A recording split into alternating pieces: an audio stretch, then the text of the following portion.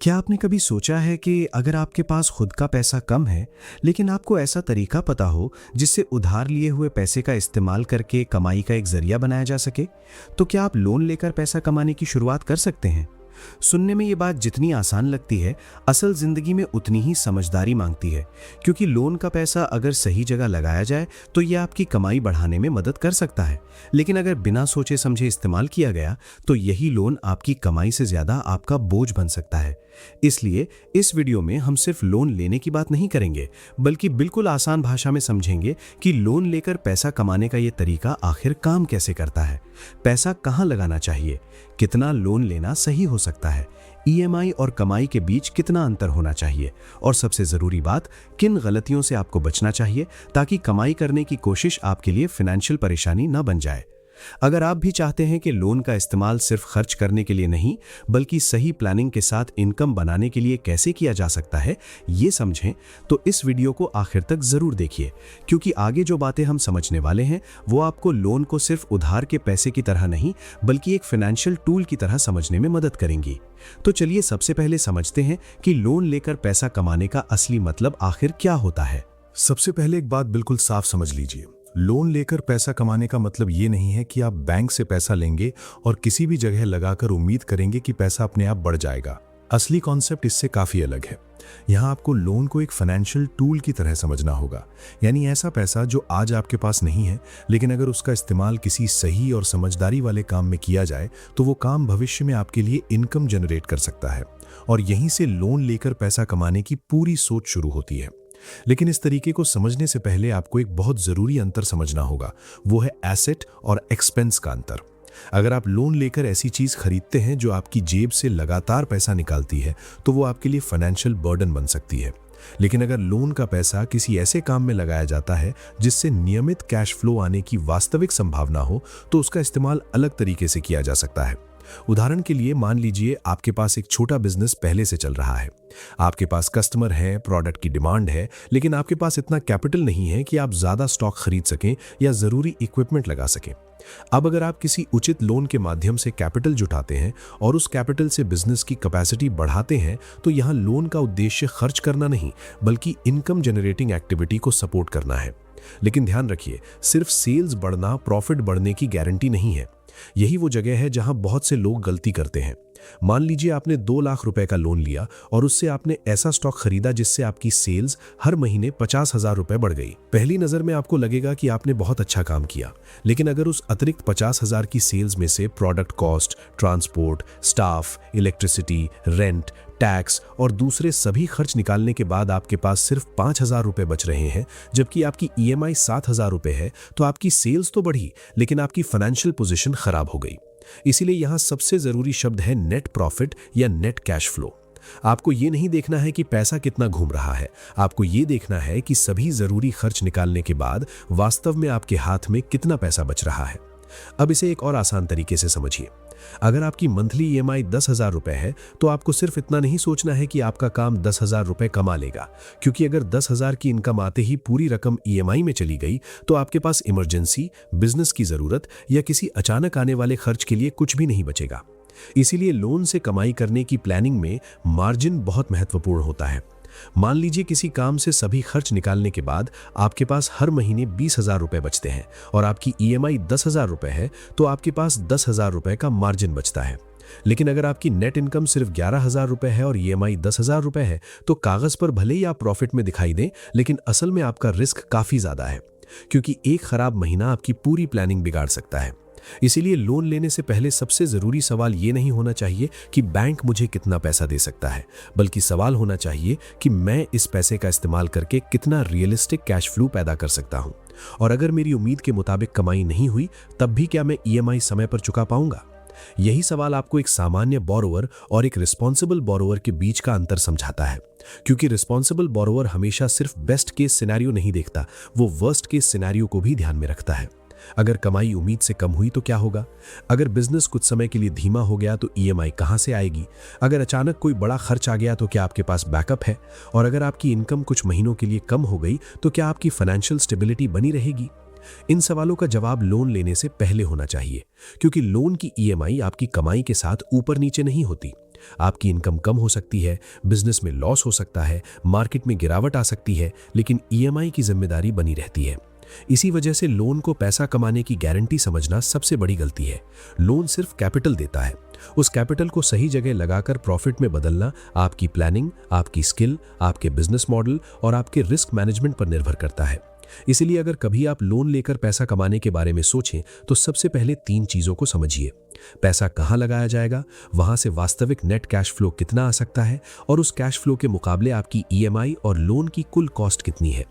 जब तक इन तीनों चीजों का हिसाब साफ नहीं होगा तब तक लोन लेना सिर्फ एक उम्मीद होगी। लेकिन जब ये कैलकुलेशन समझदारी से की जाती है तब आप लोन को भावनाओं से नहीं बल्कि नंबर्स और फाइनेंशियल प्लानिंग के आधार पर देखना शुरू करते हैं। और यही सोच आपको किसी भी बड़े फाइनेंशियल डिसीजन में ज्यादा जिम्मेदार बनाती है। अब जब आपको ये समझ आ गया है कि लोन को सिर्फ उधार का पैसा नहीं बल्कि एक फाइनेंशियल टूल की तरह देखना चाहिए, तो सबसे जरूरी बात आती है कि आखिर उस पैसे का इस्तेमाल किस तरह किया जाए। क्योंकि सही जगह लगाया गया कैपिटल किसी काम की कैपेसिटी बढ़ा सकता है, लेकिन गलत जगह लगाया गया पैसा आपके ऊपर ईएमआई का बोझ डाल सकता है। इसलिए यहां आपको सबसे पहले अपने पैसे के उद्देश्य को बिल्कुल साफ करना होगा। आप लोन क्यों ले रहे हैं? अगर इस सवाल का जवाब सिर्फ इतना है कि मेरे पास पैसे कम हैं और मुझे पैसे चाहिए, तो अभी लोन लेने की जरूरत नहीं है।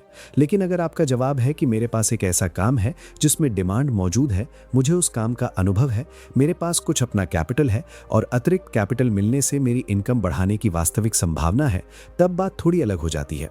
उदाहरण के लिए मान लीजिए आपकी एक छोटी दुकान पहले से चल रही है, कस्टमर नियमित आते हैं, आपको पता है कि कौन सा प्रोडक्ट ज्यादा बिकता है और किस प्रोडक्ट में कितना मार्जिन मिलता है, लेकिन आपके पास पर्याप्त स्टॉक रखने के लिए कैपिटल कम है। ऐसी स्थिति में अगर आप उचित तरीके से लोन लेकर सिर्फ उसी जरूरत के अनुसार स्टॉक बढ़ाते हैं जिसकी डिमांड आपको पहले से समझ में आती है, तो ये एक प्लान्ड डिसीजन हो सकता है। लेकिन यहां भी एक बहुत जरूरी बात है, आपको सिर्फ ये नहीं देखना है कि स्टॉक बढ़ाने से सेल्स कितनी बढ़ेगी, बल्कि ये देखना है कि अतिरिक्त स्टॉक से नेट प्रॉफिट कितना बढ़ेगा। क्योंकि 10,000 रुपए की अतिरिक्त सेल्स और 10,000 रुपए के अतिरिक्त प्रॉफिट में जमीन आसमान का अंतर होता है। यही अंतर समझना फाइनेंशियल प्लानिंग की शुरुआत है। इसी तरह अगर कोई व्यक्ति किसी ऐसे काम के लिए इक्विपमेंट खरीदना चाहता है जिससे उसकी प्रोडक्शन कैपेसिटी बढ़ सकती है, तो उसे पहले ये हिसाब करना चाहिए कि उस इक्विपमेंट की कीमत कितनी है, उससे हर महीने कितनी अतिरिक्त कमाई होने की संभावना है, मेंटेनेंस और दूसरे खर्च कितने होंगे और लोन की ईएमआई कितनी बनेगी। मान लीजिए आपने एक इक्विपमेंट खरीदने के लिए 3 लाख रुपए का लोन लिया और उस इक्विपमेंट की वजह से आपके काम की क्षमता बढ़ने से हर महीने 25,000 रुपए की अतिरिक्त ग्रॉस इनकम आने की संभावना है। तो आपको तुरंत ये नहीं मान लेना चाहिए कि 25,000 रुपए आपका प्रॉफिट है। आपको उसमें से raw material, electricity, maintenance, labour, transport और बाकी खर्च निकालने होंगे। अगर इन सभी खर्चों के बाद आपके पास 12,000 रुपए का नेट कैश फ्लो बचता है और ईएमआई 8,000 रुपए है, तो आपके पास 4,000 रुपए का अंतर है। लेकिन अगर खर्च निकालने के बाद सिर्फ 7,000 रुपए बचते हैं और ईएमआई 8,000 रुपए है, तो ये मॉडल आपके लिए टिकाऊ नहीं है। इसलिए लोन लेने से पहले एक बहुत जरूरी शब्द याद रखिए, वो है कैश फ्लो। कैश फ्लो का मतलब है कि आपके काम से वास्तविक रूप से कितना पैसा अंदर आ रहा है और कितना बाहर जा रहा है। क्योंकि कई बार बिजनेस कागज पर प्रॉफिट में दिखाई देता है, लेकिन हाथ में कैश नहीं होता और ईएमआई हमेशा कैश से चुकानी पड़ती है। इसी वजह से लोन के पैसे को ऐसी जगह लगाने की सोच ज्यादा महत्वपूर्ण हो जाती है जहां इनकम का स्रोत समझ में आता हो। लेकिन इसका मतलब ये बिल्कुल नहीं है कि हर इनकम जनरेटिंग एसेट सुरक्षित होता है। किसी भी बिजनेस या इन्वेस्टमेंट में रिस्क मौजूद हो सकता है। इसलिए अगर कोई आपको कहता है कि लोन लेकर यहां पैसा लगाइए और आपको निश्चित रिटर्न मिलेगा, तो ऐसी बातों से सावधान रहना चाहिए। क्योंकि फाइनेंशियल मार्केट में कोई भी वास्तविक रिटर्न सिर्फ इसलिए निश्चित नहीं हो जाता क्योंकि किसी ने आपको उसका भरोसा दिया है। खासकर ट्रेडिंग या किसी मार्केट लिंक्ड इन्वेस्टमेंट में लोन का पैसा इस्तेमाल करना बहुत ज्यादा सावधानी मांगता है, क्योंकि वहां आपका रिटर्न फिक्स नहीं होता, लेकिन ईएमआई फिक्स हो सकती है। आज मार्केट आपके पक्ष में हो सकता है और कल आपके खिलाफ जा सकता है। अगर इन्वेस्टमेंट में गिरावट आती है तो आपकी रकम कम हो सकती है, लेकिन बैंक या लेंडर की ईएमआई की जिम्मेदारी खत्म नहीं होती। इसलिए बोरोड मनी और रिस्की इन्वेस्टमेंट को एक साथ जोड़ने से पहले बहुत ज्यादा सावधानी जरूरी है। एक और महत्वपूर्ण बात है कि लोन की पूरी रकम का इस्तेमाल सिर्फ इसलिए मत कीजिए क्योंकि वो आपके अकाउंट में आ गई है। जितना पैसा उपलब्ध है उतना पैसा खर्च करना जरूरी नहीं है। अगर आपके काम के लिए 3 लाख रुपए पर्याप्त है, तो सिर्फ इसलिए 5 लाख का लोन लेना कि बैंक 5 लाख देने को तैयार है समझदारी नहीं है, क्योंकि अतिरिक्त 2 लाख रुपए भी इंटरेस्ट और रीपेमेंट की जिम्मेदारी लेकर आएंगे। इसलिए हमेशा आवश्यकता के हिसाब से कैपिटल तय कीजिए, एलिजिबिलिटी के हिसाब से नहीं। और अगर आप सच में लोन को इनकम बनाने के लिए इस्तेमाल करना चाहते हैं तो पहले अपने आइडिया को छोटे स्तर पर टेस्ट करना बहुत उपयोगी हो सकता है, क्योंकि जब तक आपने ये नहीं देखा कि लोग आपके प्रोडक्ट या सर्विस के लिए वास्तव में पैसा देने को तैयार हैं, तब तक बड़े लोन के साथ शुरुआत करना अनावश्यक रिस्क हो सकता है। छोटा टेस्ट आपको डिमांड, कस्टमर बिहेवियर, कॉस्ट और प्रॉफिट मार्जिन को समझने में मदद कर सकता है, और जब आपको अपने नंबर्स की वास्तविक तस्वीर दिखाई देने लगे, तभी बड़े कैपिटल की जरूरत और उसके रिस्क को समझना आसान होता है। आखिरकार लोन का सही इस्तेमाल वही है जहां पैसा सिर्फ खर्च नहीं होता, बल्कि एक ऐसी प्रक्रिया में लगाया जाता है जिससे भविष्य में कैश फ्लो पैदा होने की वास्तविक संभावना हो, और उस कैश फ्लो के साथ ईएमआई, इंटरेस्ट और बाकी खर्चों को संभालने के बाद भी आपके पास पर्याप्त फाइनेंशियल मार्जिन बचता हो। क्योंकि असली लक्ष्य सिर्फ पैसा कमाना नहीं है, असली लक्ष्य ऐसा फाइनेंशियल सिस्टम बनाना है जिसमें आपकी कमाई लोन की जिम्मेदारी से दबे नहीं, बल्कि समझदारी से इस्तेमाल किए गए कैपिटल की वजह से मजबूत हो। जब आप ये समझ लेते हैं कि लोन के पैसे का इस्तेमाल सिर्फ खर्च करने के लिए नहीं बल्कि किसी ऐसी जगह करने की ज़रूरत है जहां उससे वास्तविक कैश फ्लो पैदा हो सके, तब अगली सबसे ज़रूरी चीज़ आती है लोन की कॉस्ट को सही तरीके से समझना। क्योंकि बहुत से लोग लोन लेते समय सिर्फ इंटरेस्ट रेट देखते हैं और सोचते हैं कि अगर इंटरेस्ट कम है तो लोन सस्ता है, लेकिन असल में लोन की पूरी कॉस्ट सिर्फ इंटरेस्ट रेट से तय नहीं होती। आपको processing fee, documentation charges, insurance, prepayment charges और दूसरे संभावित खर्चों को भी समझना चाहिए, क्योंकि शुरुआत में छोटा दिखने वाला कोई चार्ज पूरी अवधि में आपकी कुल लागत को बढ़ा सकता है। इसलिए किसी भी लोन को लेने से पहले यह देखना जरूरी है कि आपको वास्तव में कितना पैसा मिल रहा है और पूरी अवधि में आपको कुल कितना पैसा वापस करना पड़ेगा।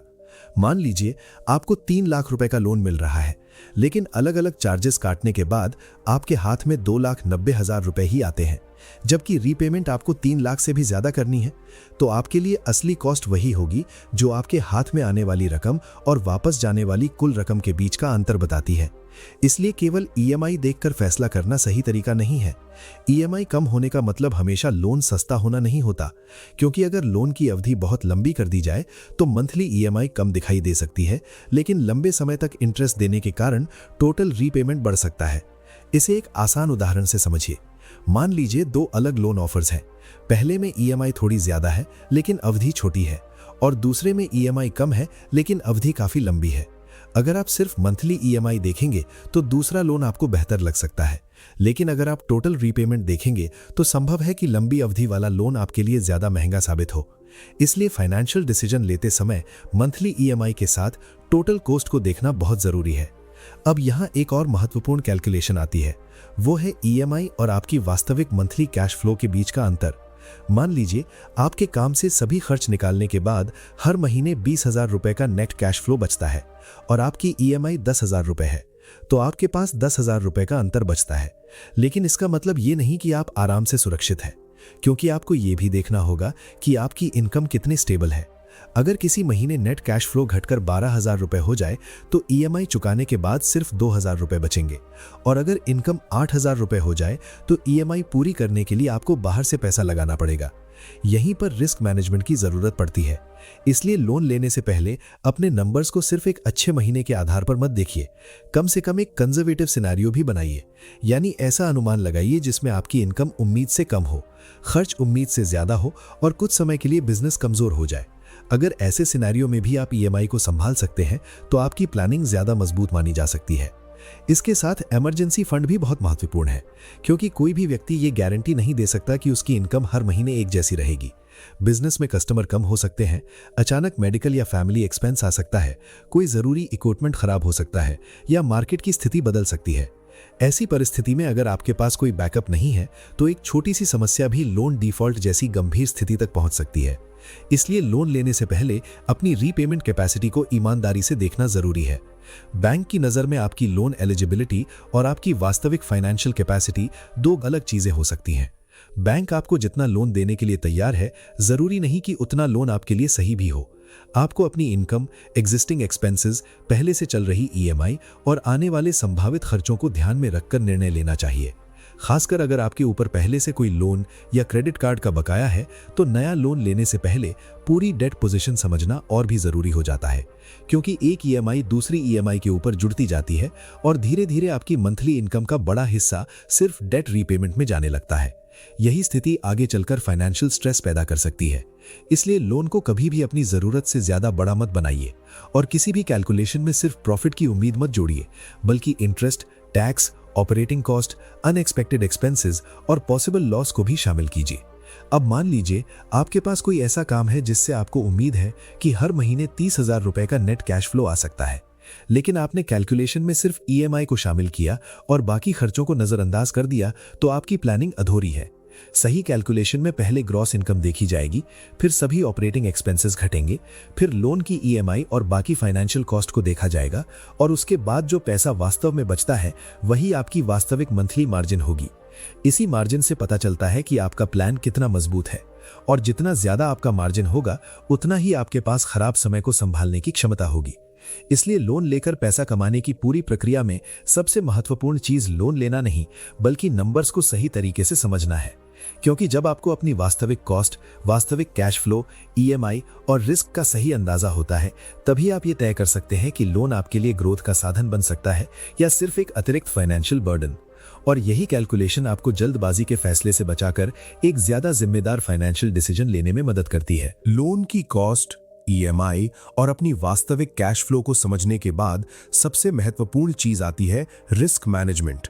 क्योंकि किसी भी फाइनेंशियल डिसीजन में सिर्फ ये देखना कि कितना पैसा कमाया जा सकता है काफी नहीं होता। आपको ये भी समझना होता है कि अगर चीजें आपके अनुमान के अनुसार नहीं चलीं तो कितना नुकसान हो सकता है और उस नुकसान को आप कितने समय तक संभाल सकते हैं। यही सोच लोन लेकर पैसा कमाने के मामले में आपको सबसे ज्यादा सुरक्षित रख सकती है। मान लीजिए आपने किसी काम को शुरू करने के लिए 5 लाख रुपए का लोन लिया और आपने अनुमान लगाया कि हर महीने 50,000 रुपए की कमाई होगी। अब अगर आप इसी उम्मीद को आधार बनाकर ईएमआई तय कर लेते हैं तो आपने सिर्फ बेस्ट केस सिनेरियो देखा है। लेकिन एक रिस्पॉन्सिबल फाइनेंशियल प्लान में आपको यह भी सोचना होगा कि अगर किसी महीने कमाई 30,000 हो गई तो क्या होगा, अगर 2 महीने तक कस्टमर कम आए तो क्या होगा, अगर अचानक बिजनेस में 20 या 30,000 रुपए का एक्स्ट्रा एक्सपेंस आ गया तो ईएमआई कहां से जाएगी, और अगर आपकी इनकम कुछ समय के लिए पूरी तरह रुक गई तो आपके पास कितना बैकअप है। यही सवाल आपके रिस्क को समझने में मदद करते हैं। इसलिए लोन लेकर पैसा कमाने की कोशिश में एक बहुत महत्वपूर्ण नियम है, अपने पूरे प्लान को सिर्फ उम्मीद पर मत बनाइए, उसे अलग अलग परिस्थितियों के हिसाब से टेस्ट कीजिए। एक अच्छा तरीका यह है कि आप अपने लिए बेस्ट केस, नॉर्मल केस और वर्स्ट केस तीनों परिस्थितियों की कल्पना करें। बेस्ट केस में मान लीजिए इनकम आपकी उम्मीद से ज्यादा आती है, नॉर्मल केस में आपकी सामान्य अनुमानित इनकम आती है और वर्स्ट केस में इनकम काफी कम हो जाती है। अब आपको देखना है कि तीनों परिस्थितियों में आपकी ईएमआई और जरूरी खर्चों का क्या होगा। अगर आपका प्लान सिर्फ बेस्ट केस में ही काम करता है तो रिस्क बहुत ज्यादा है, लेकिन अगर आपकी इनकम कम होने के बावजूद भी आपके पास ईएमआई संभालने का रास्ता मौजूद है तो आपकी प्लानिंग ज्यादा मजबूत हो सकती है। यहां एक और गलती से बचना बहुत जरूरी है और वो है लोन की पूरी रकम को एक साथ इस्तेमाल कर देना। मान लीजिए आपको 5 लाख रुपए का लोन मिला है और आपका काम शुरू करने के लिए वास्तव में 3 लाख रुपए ही जरूरी है, तो सिर्फ इसलिए बाकी 2 लाख रुपए खर्च करना कि पैसा उपलब्ध है समझदारी नहीं है। क्योंकि जितना ज्यादा बोरोड मनी इस्तेमाल होगा उतनी ही रीपेमेंट रिस्पॉन्सिबिलिटी बढ़ेगी। इसलिए कैपिटल का इस्तेमाल जरूरत के अनुसार करना ज्यादा महत्वपूर्ण है।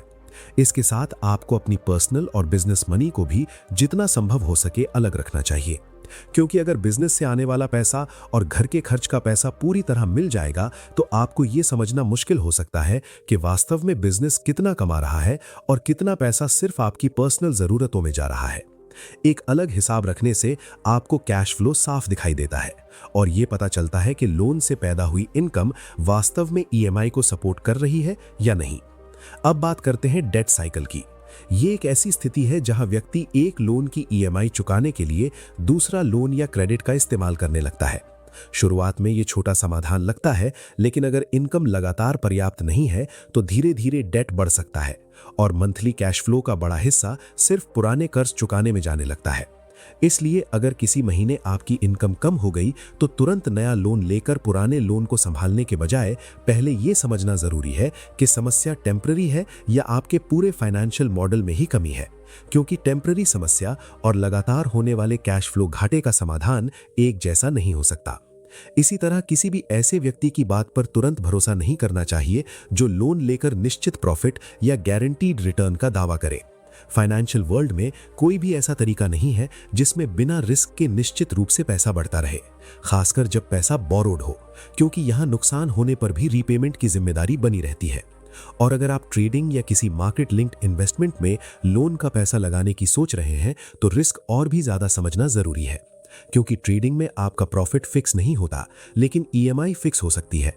मार्केट आपकी लोन की तारीख देखकर नहीं चलता, इसलिए किसी भी हाई रिस्क एक्टिविटी में बोरोड मनी का इस्तेमाल करने से पहले बहुत सावधानी और अपनी रिस्क कैपेसिटी का वास्तविक आकलन जरूरी है। याद रखिए, फाइनेंशियल सक्सेस का मतलब सिर्फ ज्यादा पैसा कमाना नहीं है, बल्कि ऐसी स्थिति बनाना है जहां आपका पैसा आपके नियंत्रण में रहे, आपका कर्ज आपकी क्षमता के अंदर रहे और किसी खराब महीने की वजह से आपकी पूरी फाइनेंशियल स्टेबिलिटी न टूटे। इसलिए लोन लेने से पहले अपने लिए एक क्लियर एग्जिट प्लान रखना भी जरूरी है।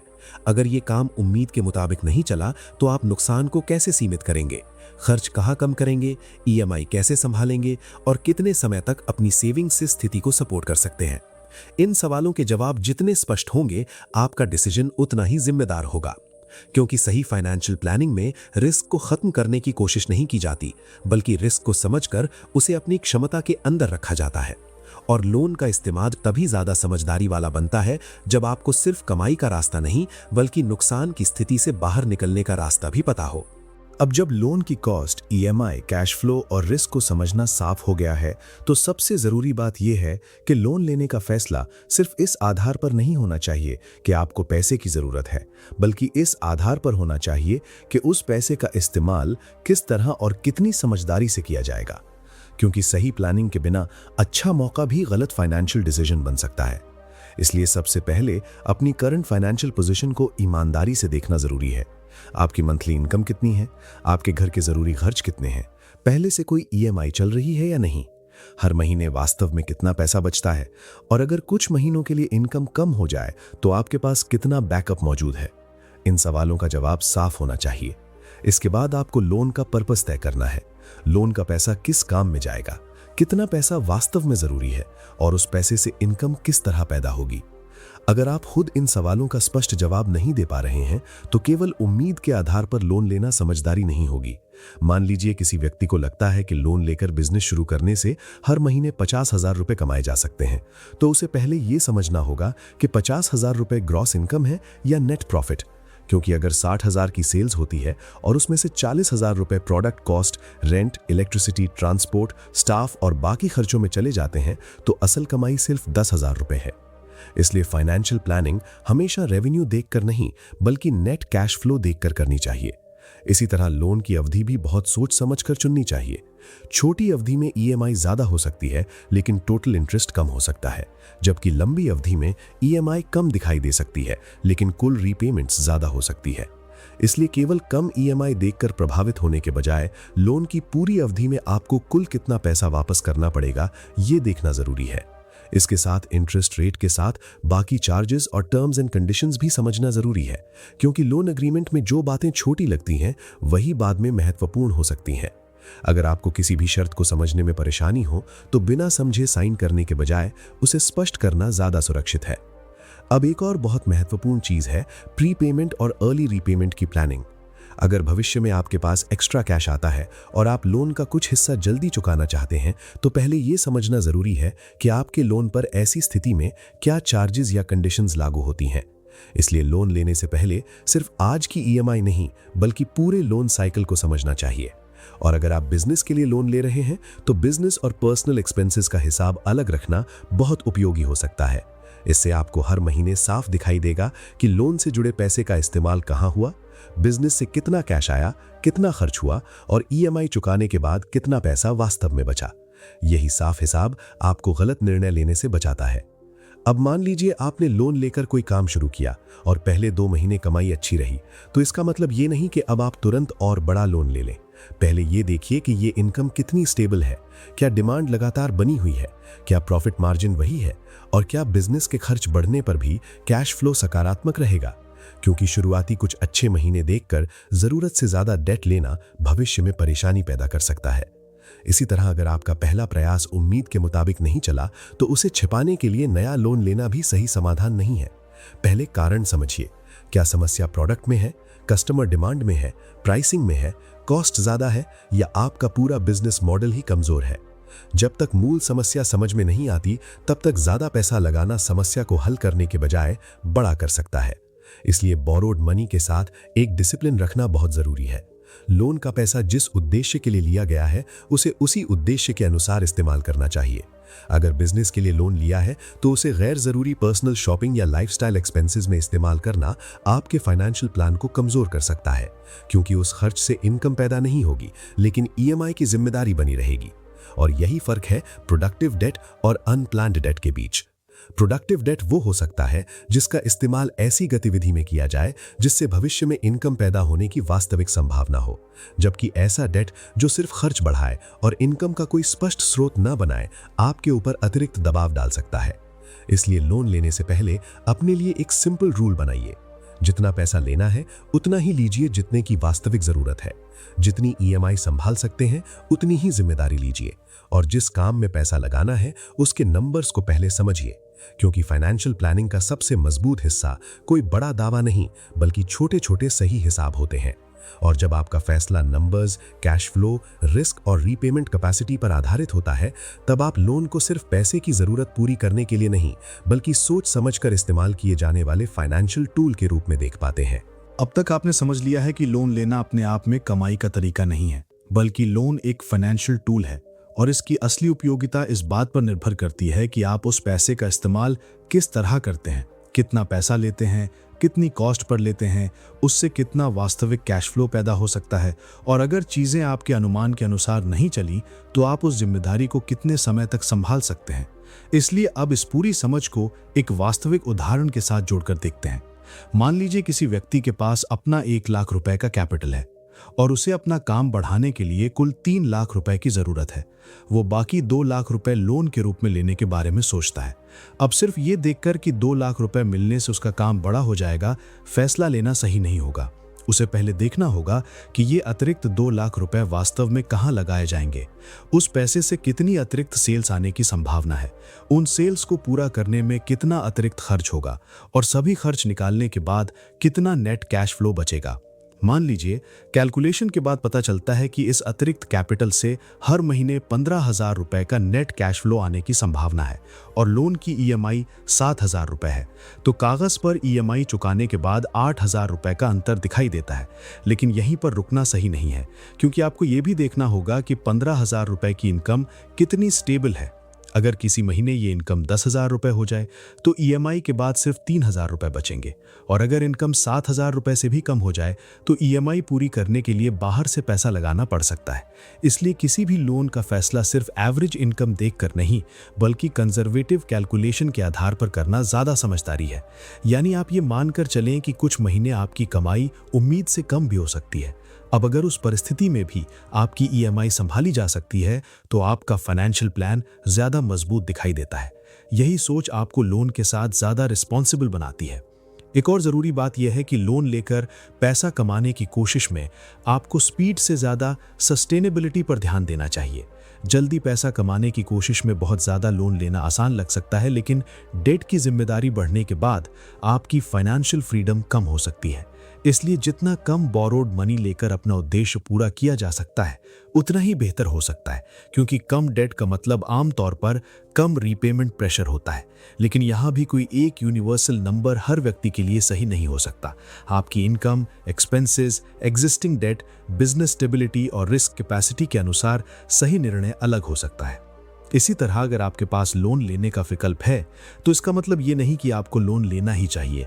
अगर आपके पास पर्याप्त सेविंग्स हैं और बिना लोन के काम शुरू या बढ़ाया जा सकता है तो कई परिस्थितियों में डेट से बचना आपके लिए ज़्यादा आरामदायक हो सकता है, क्योंकि लोन की सबसे बड़ी कॉस्ट सिर्फ इंटरेस्ट नहीं होती बल्कि उसके साथ जुड़ा रीपेमेंट प्रेशर भी होता है।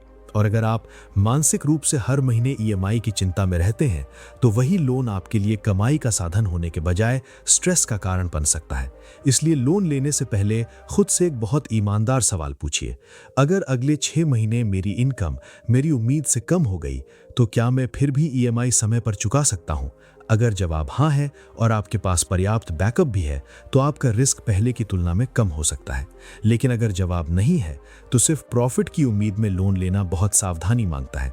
और अगर आप लोन के पैसे को ट्रेडिंग, ऑप्शंस या किसी दूसरे हाई रिस्क मार्केट में लगाने के बारे में सोच रहे हैं तो ये बात और भी ज़्यादा महत्वपूर्ण हो जाती है, क्योंकि वहाँ प्रॉफिट की कोई निश्चितता नहीं होती और लॉस आपकी उम्मीद से ज़्यादा भी हो सकता है।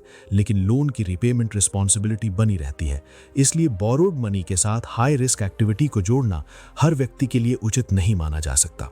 और किसी भी ऐसे व्यक्ति या प्लेटफॉर्म के दावे पर आंख बंद करके भरोसा नहीं करना चाहिए जो गारंटीड प्रॉफिट या निश्चित रिटर्न का दावा करे, क्योंकि वास्तविक फाइनेंशियल वर्ल्ड में रिटर्न के साथ रिस्क भी जुड़ा होता है।